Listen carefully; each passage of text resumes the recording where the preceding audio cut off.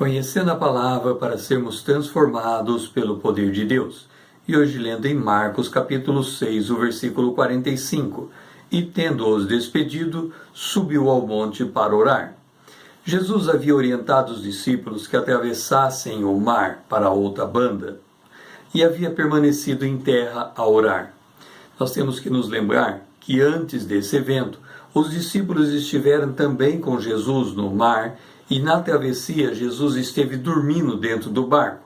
Em Marcos capítulo 4, verso 35, 41, os discípulos chegaram até Jesus e disseram: Mestre, não te importa que perecemos? O Senhor levantou, acalmou o mar, voltou a ele e disse: Por que sois assim tão tímido? Como é que não tendes fé? Por que Jesus dormira no barco? Nós devemos lembrar de que Jesus é o Verbo de Deus. Naquele dia em que ele dormira no barco, eles disseram aos discípulos, no verso 35 de Marcos 4, passemos para a outra margem. Ora, ele havia dado uma palavra. Isaías capítulo 55, versículo 11 diz: Assim será a palavra que sair da minha boca, ela não voltará vazia, mas fará o que me apraz e me prosperará naquilo que eu a designei.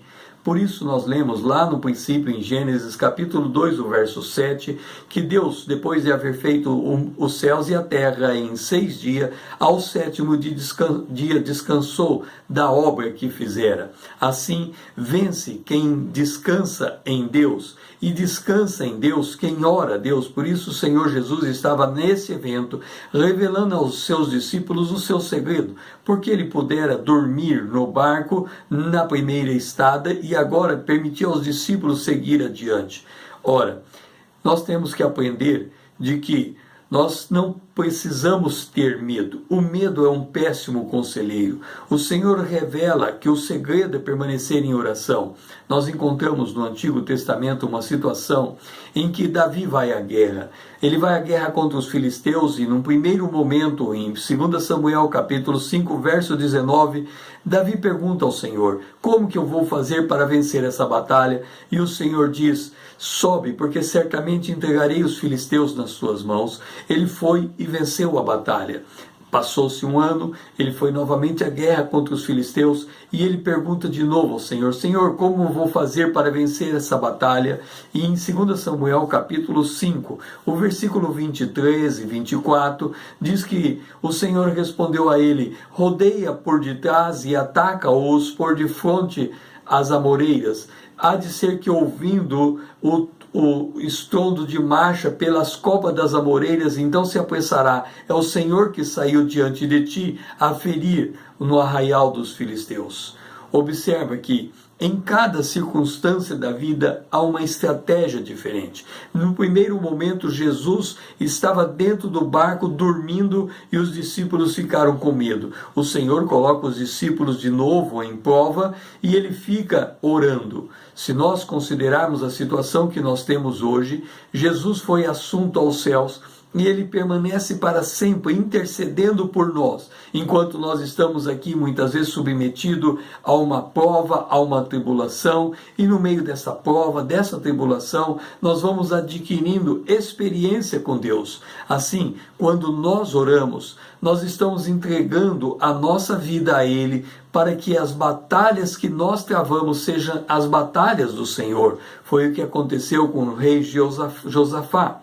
Em 2 Crônicas, no capítulo 20, o versículo 17, o Senhor diz a Josafá: neste encontro, nesta batalha, não tereis de pelejar. Tomai posição, ficai parado e vede o salvamento que o Senhor vos dará, ó Judá e Jerusalém. Não temais, nem vos assusteis. Amanhã saí-lhes ao encontro, porque o Senhor é convosco. Ora, todas as vezes em que nós nos colocamos diante de Deus, nós adquirimos essa convicção de que Deus está conosco, como de fato Ele está o tempo todo.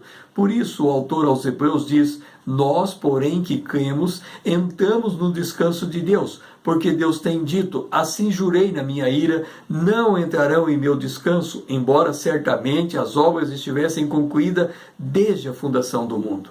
Observe um detalhe: para Deus, todas as coisas estão já devidamente determinadas. Quando Ele nos escolheu antes da fundação do mundo e quando Ele colocou a massa para fazer os céus e a terra, a Bíblia diz que Ele já havia preparado boas obras para que nós de antemão pudéssemos andar nela, porque nós somos feituras suas. Está em Efésios capítulo 2, o versículo 10. Nós podemos confiar em Deus em qualquer circunstância, porque nós temos o Senhor intercedendo por nós. Deus criou o mundo e tudo preparou.